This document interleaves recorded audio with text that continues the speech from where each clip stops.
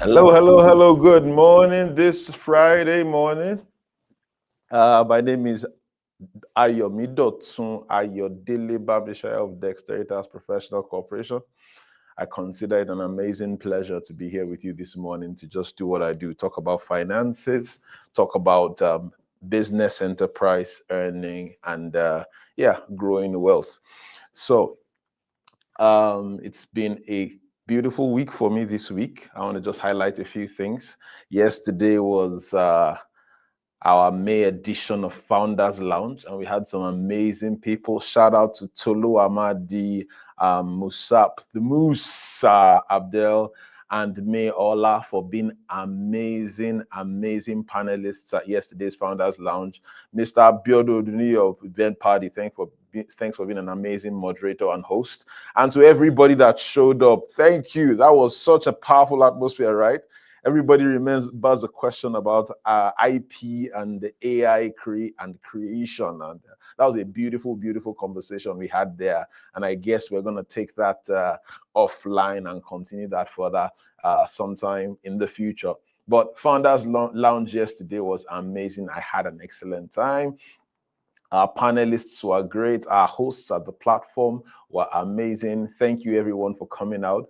That was a highlight of my week. Of course, Faithia Adeniji of Mount Royal University came by the office to say hi. We had met at the Black Excellence event there at Mount Royal University earlier in the year, and she just took it upon herself to come see what the senior colleagues workspace looked like, and that was really beautiful. So Faithia, thanks for coming by the office. It was good to see you. I also want to acknowledge the work being done by the Financial Empowerment Initiative. If you don't know, the FEI continues to provide free tax filing services to modest income members of the community for the rest of the year, strictly virtual. You can opt into that service by sending an email to operations with an S at the FEI. That's THEFEI.ca. So that's how you can get into that service. So if for whatever reason, your modest income, i.e. $50,000 and below in family income, and your tax returns for the year 2024 or earlier has not been filed, and you have no idea how to get it done, you can use that service. It's designed particularly for you. Fantastic. So that's all my highlights. And we'll go right into what I got for you today. So what are we talking about today? Very simple stuff. How to pay yourself more, save on taxes as a business owner. It's interesting, the kind of things that I observe when we are preparing tax returns or doing books for corporations or the personal tax returns of their owners, and it's clear that we know what we know, but what we don't know, what we don't know. And there's a saying that we all know to be proven wrong, that what you don't know can hurt you. My dear, in the world of taxes and accounting and business, so what you don't know can take you out. So I want to just draw attention to a few things that I'm certain will make a difference for somebody today. Yes. So how do you pay yourself as a business owner? Primarily, there are two ways. Either you take a salary or you take a dividend. A salary makes you earn compensation as an employee, as somebody who is doing something in the business. So you pay yourself a compensation, and that's based on an employment arrangement. Now, that compensation is communicated via what is known as a T4 slip to the Canada Revenue Agency. And on the basis of that, your tax is assessed, because that compensation contributes to what is called your taxable income through the employment income bucket. However, if you choose to take a dividend, that dividend will be coming to you as a shareholder, and all shareholders are entitled to dividends. So as a business owner, you can pay yourself a dividend out of the profits of your business, and that dividend will go on a proportionate basis based on how much shareholding you have, right? So if you pay yourself a salary, the salary goes to you. If you pay a dividend, that dividend goes to all shareholders in the proportion of their shareholding in the corporation. Now, what's the difference in taxation of salaries and dividends?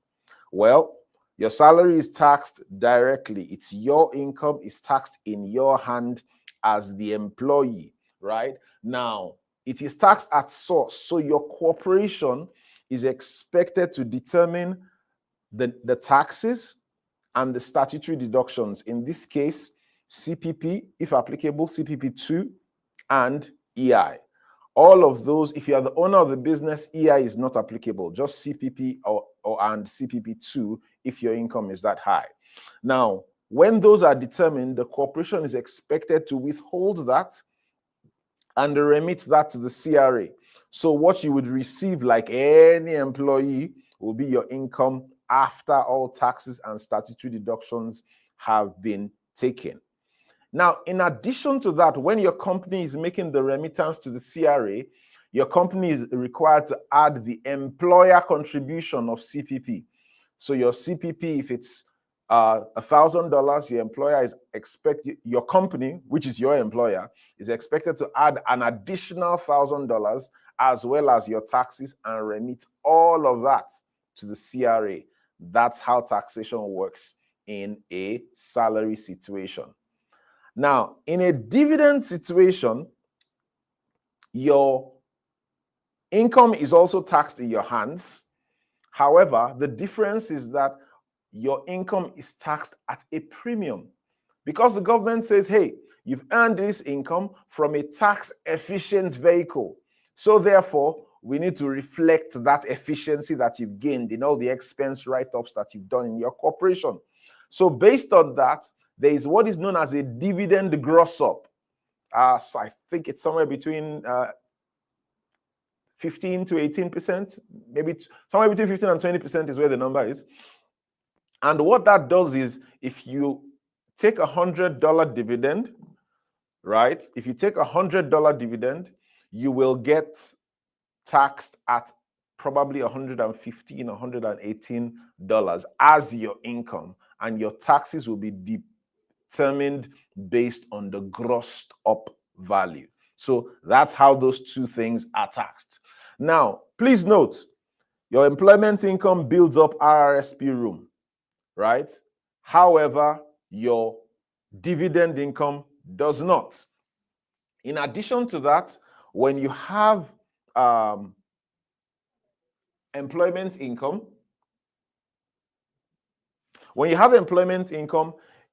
it is a valid business expense for your corporation. So your employment income reduces your taxable income. Your dividend income, on the other hand, comes on after profits, corporate profits. So if your corporation made a loss, you can't take a dividend. But if your corporation made a loss, you can still pay yourself a salary, right? So those are nuances that we need to be aware of. Now, the tax brackets would still apply based on how all the money flows into your taxable income bucket.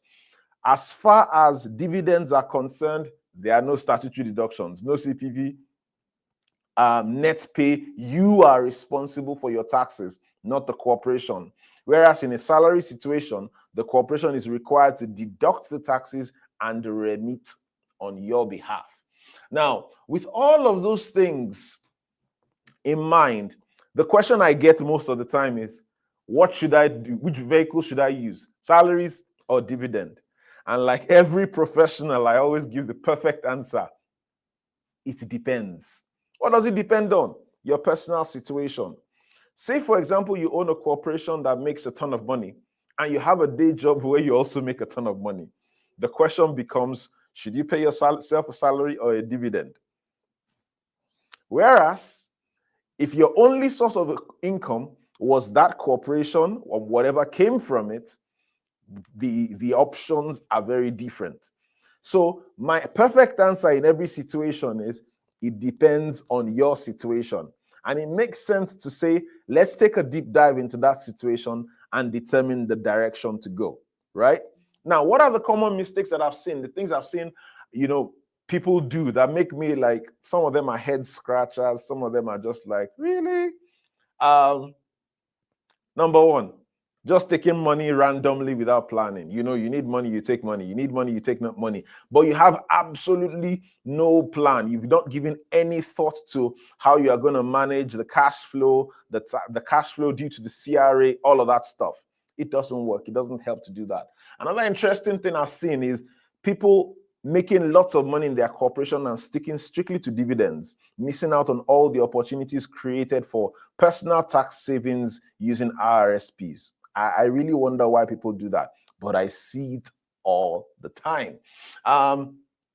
When you cannot segregate your business expenses from your personal expenses, not only do you become an accounting nightmare for your accountant, you actually make planning for your own taxes difficult. And what that does is you set yourself at a perpetual disadvantage, which is not in your interest. If you do that, you don't want to do that anymore, right? Don't do that anymore. The last one, but I see this one more often than you would like to imagine. And that's not setting aside the taxes. Hello, you made the money, you earned the income, you did the work, you delivered the services. But guess what? That money is not yours alone. There's a shareholder, the government of Canada, and the CRA, their agent, is going to collect their share. So as you earn the income, make plans for the taxes, set that money aside, because eventually you're going to have to pay it. Yeah.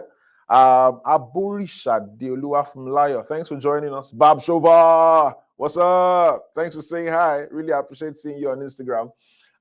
So what are the things that we can do to make this situation work for us? Because guess what? You have done the work. To have set up a corporation that's earning good income, or set up a business that's earning good income, shows that you know what you're doing. You have put in the work.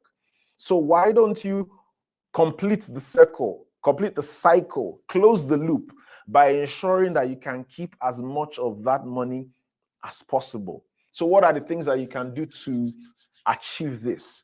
Have a clear strategy, please. Speak to an accountant, set out a plan. Come to Dexteritas, book an appointment, right? Talk to me.dexteritas.ca. Let's have a conversation about your situation, a conversation that costs you less than the taxes you are already paying, so that we can ensure that you are leaving more of that money in your control and in your pocket for you to grow your personal wealth, right? So this plan could be a clear, okay, we're taking employment income, salaries, or we're taking dividends, or we're having a combo, a little bit of salary and a little bit of dividends, because either there's profitability in the corporation and we want some of that after-tax cash, but you also work in the business on a day-to-day and you need money to pay your own bills in the course of the year. Those are all considerations along with taxes that we would look at to be able to say, okay, this is the combo strategy that we are going with. Another thing that you need to do is build a system where you pay yourself first. End of story. When you pay your staff, pay yourself. If you don't have staff and you do work, you close some deals, make some money, pay yourself. It's good. It's good for your ego. It's good for your mind. It's good for your tax situation. And it's good for your opportunity to grow wealth. Because when you have personal cash flow separate from corporate cash flow, you don't spend business money doing personal stuff, right? Now, make sure in paying yourselves consistently, make a standard amount that you transfer to yourself periodically, whether it's weekly, semi-monthly, fortnightly, monthly, as the case may be. Set it up. The automation of that takes away all the vagaries of life, and that allows you to keep to your plan without you having to do anything, right? Another thing that you can do is, as far as automating tax savings, is one, Have an account where money goes to save for your taxes. So take that money out on a periodical basis to save for your taxes. And then lastly, this is more about growing wealth and planning for the future. Set up a pension plan for yourself. If you put all that hard work into growing a business, helping other people make money, helping other people achieve their own goals, you should make a plan for your own life for the time when you will not be able to run around like this. So, with all of this in mind, the key fundamentals are this. Number one, if you've gone all the way to start a business that's making money, close the loop by clearly defining how you're going to keep that money. And how you pay yourself is a very important piece in this puzzle. Like I have always said, if you don't make a plan, then you are planning to fail, right? So if you fail to plan, you are planning to fail. And in this wealth building game, in this financial empowerment game, right, planning is a very, very, very strong factor in how far that you can go. So without taking any more time, I just want to say thank you to everyone who has been here with us saying hello this morning. That's pretty much all I got to offer. But I'm pleading passionately with every business owner that can hear me. It's important that you pay yourself from the business that you're using to serve the community, that you are using to help other people achieve their goals and their dreams. It's important that you pay your taxes in a timely fashion that keeps you at peace and allows you to think and plan and execute. And it's also important that you have a plan for how you are going to live when the years come that you are not able to work as you currently can. So that's about it from me today. It's an amazing Friday morning. There's lots for us to do here at Dexteritas. I have a bunch of meetings lined up, but May Long is here. Enjoy the weekend. For everyone who's out of the office today, you got started early, and Monday is Victoria Day. Take time with family. Enjoy yourself. If you are a solitary type, then get out in the woods. Enjoy being in the mountains. Get some downtime, because guess what? The weather is nice. And it's that time of the year once again. So from me, it's have a beautiful weekend ahead, and bye for now. Thank you.